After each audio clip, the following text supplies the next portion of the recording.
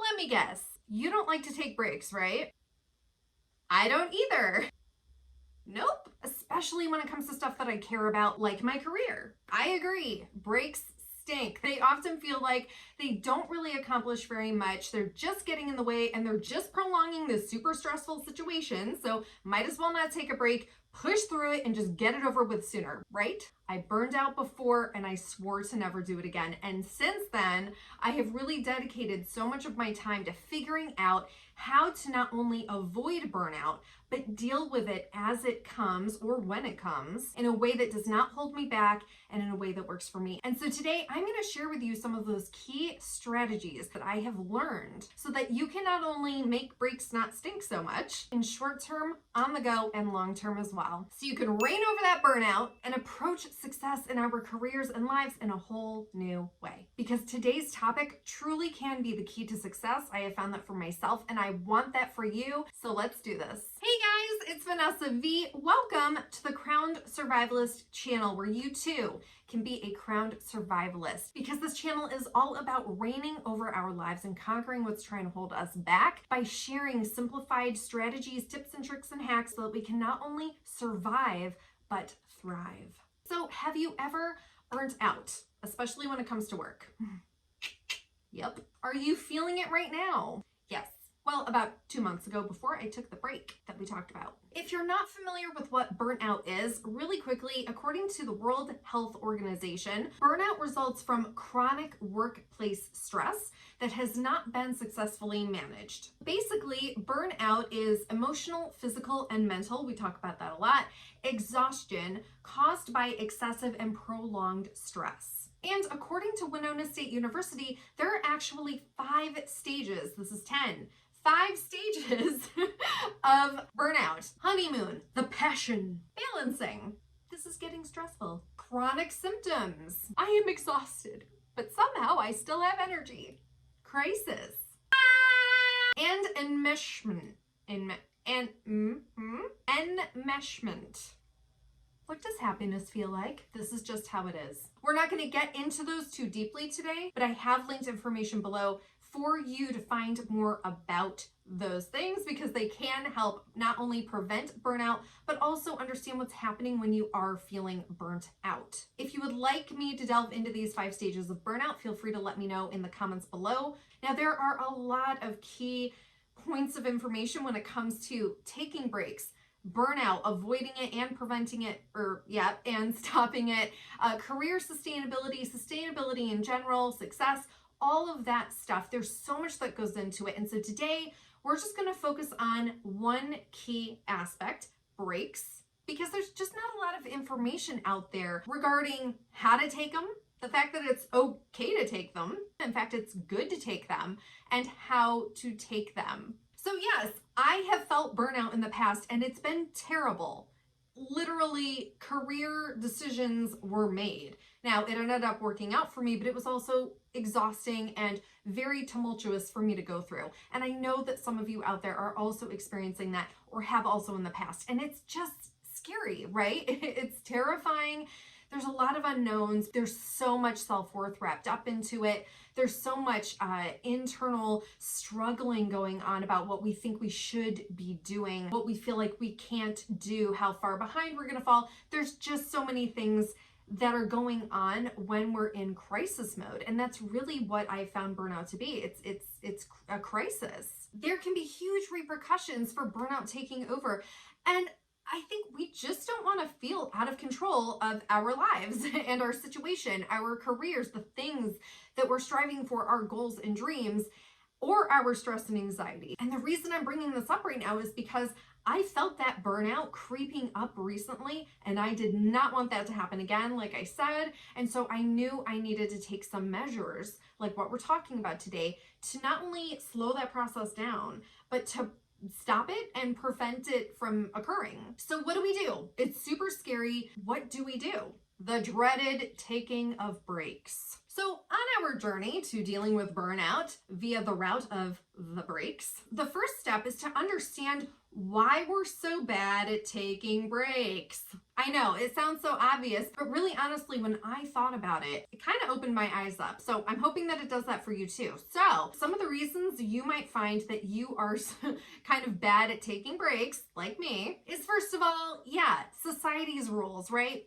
Here in the United States, taking breaks isn't really something that we're taught by, our elders or parents, by school. Yes, there's recess, but there's really no structure or importance placed on taking breaks. Maybe we don't identify as someone who needs breaks or takes breaks. I know that definitely used to be me because I didn't see anyone taking breaks.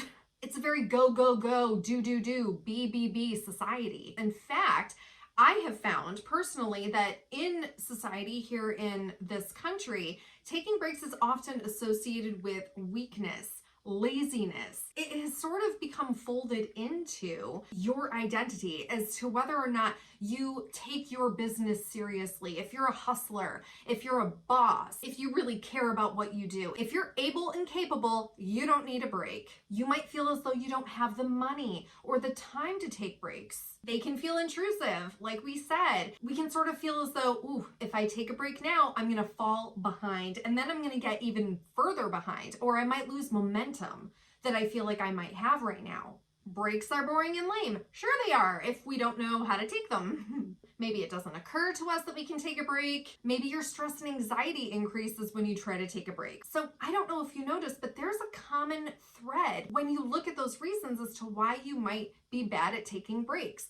And that running current is fear. And like we talk about on this channel, fear is a huge catalyst for our subconscious brain that thinks irrationally to take over and to try and guide us through life in a way that it feels is the most safe. So how do we deal with that? How do we help our subconscious brain and therefore ourselves be better at taking breaks? You may have guessed it, helping them to work better for us, having them feel safer and not as scary, so that we don't trigger that subconscious brain into trying to take over as much, right? And the first way of doing that is kind of what we already just did. Facing the fear, right? Breaks, the causes behind it and all of that stuff, and shifting our perspective from what the common thinking of breaks is to what they are actually meant to do for you. So breaks, yes, are about recovery, rejuvenating, resetting, but they're also about your freedom,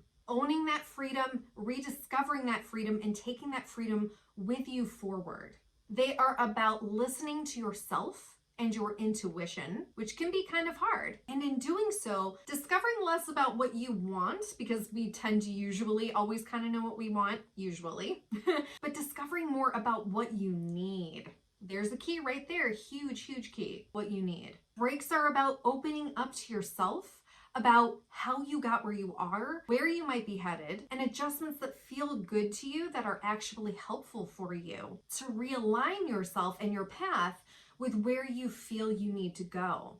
Breaks are about trusting yourself, trusting the process, and confidence that the benefits that you receive from taking this break or these breaks will outweigh any possible negative repercussions that you might be afraid will occur. Intentional breaks, purposeful pauses, if that's what you want to call them, really are about reconnecting with you, reconnecting with your purpose, with your intuition and your gut, regrounding yourself, and moving forward more sustainably in whatever direction you feel you need to take.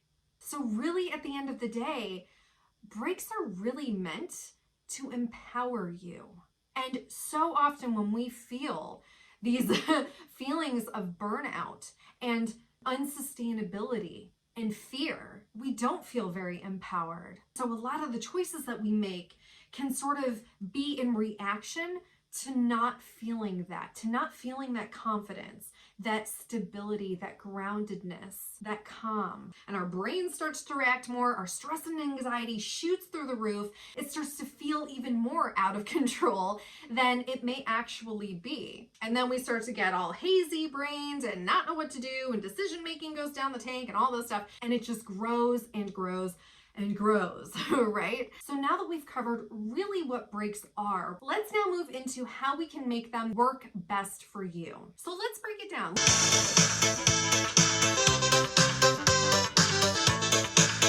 The first thing is thinking of breaks more as intentional pauses. Actively choosing to take a break and actively choosing what it is that you do with that break or pause instantly hands over control from the situation around us or within us and hands it over to you. Because we're not just grabbing at anything and everything and getting even more caught up in everything that is going on. And it can help just calm us down, because when it comes to stress and anxiety, knowing where our control is hugely powerful, right? And honestly, what I have found is that the best time to take your break is when you need it and when you don't.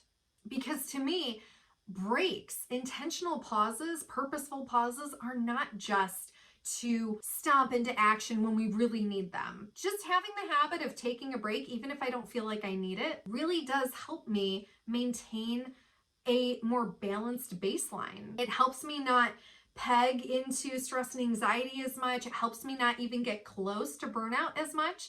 It helps me maintain more joy, more happiness. Whenever you take a break, really trying to do it because you chose to do it, not because you're maxed out and you're feeling like you have to take a break. Of course, that's okay sometimes, even if it's just you being still and chill. Really thinking of these intentional pauses as moments for you to actively try to counterbalance any stress and anxiety that you might be having. So once we've realized or decided, I want to take a break, stopping, taking that pause and going, how do I feel right now?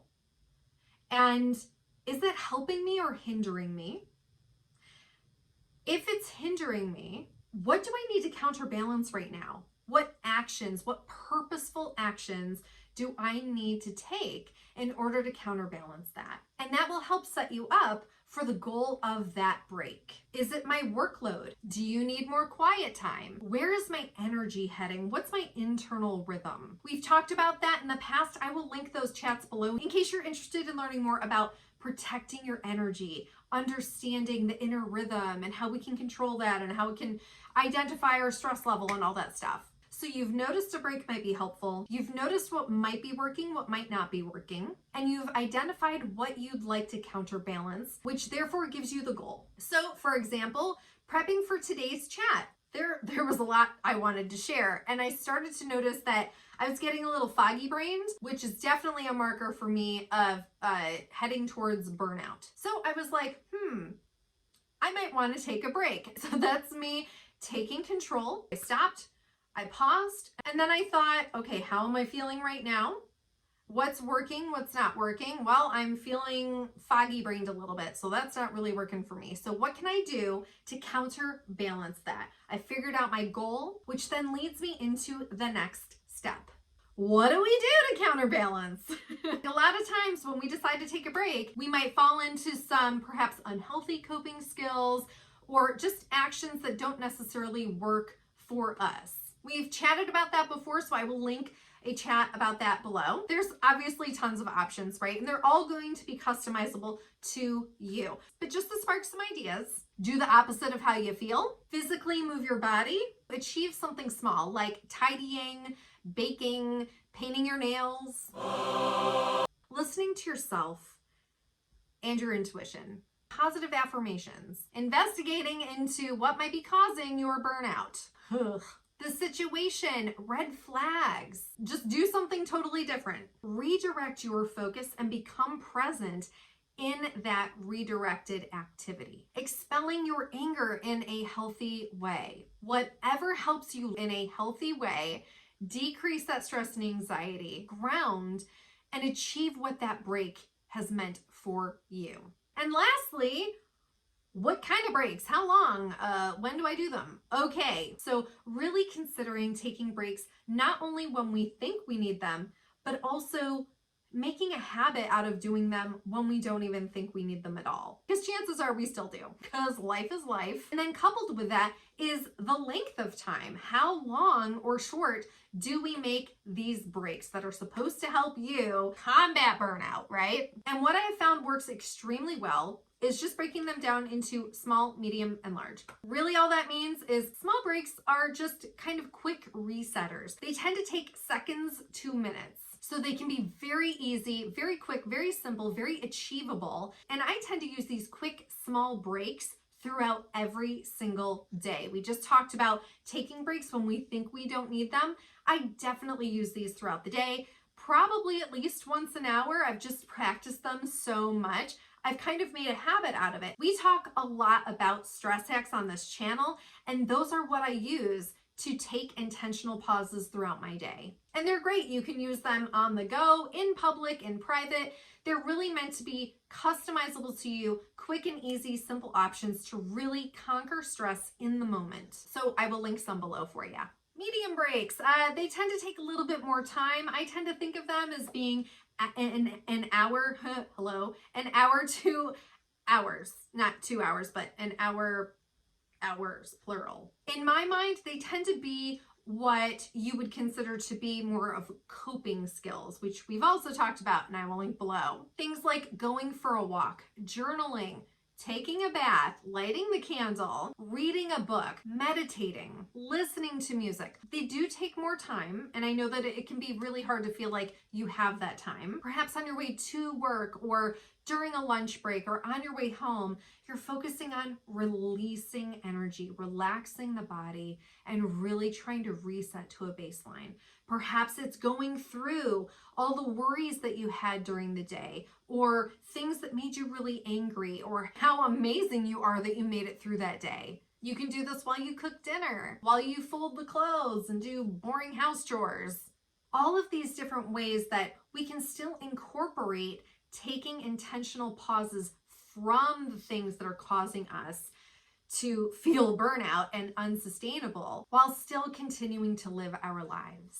And then lastly, we have larger breaks. I tend to think of these as day-long or multiple days in length. Taking the day off, taking the weekend off, taking a week off, going on vacation, even quitting, which I have done. Some final key takeaways for you. Going through the different elements of this process can help you to identify those burnout red flags so that moving forward, once you start to notice them, you can adjust in a way that works for you, that you can be confident in. It helps you to identify what sustainability means to you, what that looks like, and what needs to occur for that to happen. And just practicing and experimenting with the different elements of taking these intentional breaks. They'll work better for you faster. You'll find that you're more intuitive with what's causing the issue, what your needs might be, what you might need to do to counteract that.